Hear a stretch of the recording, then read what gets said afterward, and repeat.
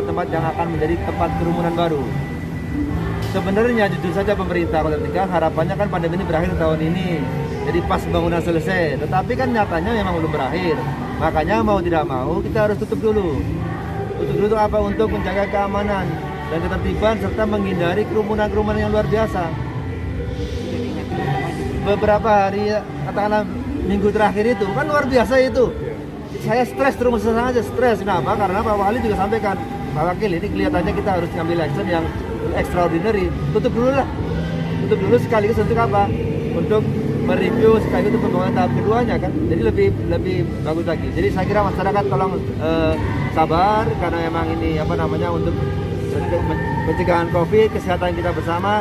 Jadi tidak tolong dipahami dan perlu kerjasama semua pihak. Ya, persiapan tahun baru kami TNI dan Polri sudah sejak awal sejak bukanya kita dimulainya operasi lilin sampai dengan nanti tanggal 4 setelah tahun baru kita akan terus-menerus melakukan upaya pendisiplinan masyarakat. Seperti beberapa waktu yang lalu kita melakukan dengan intens operasi justisi.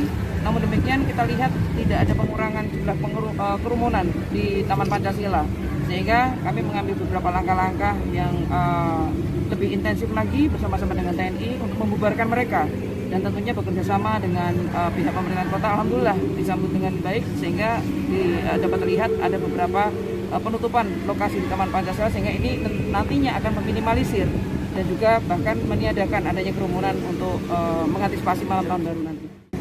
Tambahannya singkat saja, keselamatan masyarakat yang paling utama.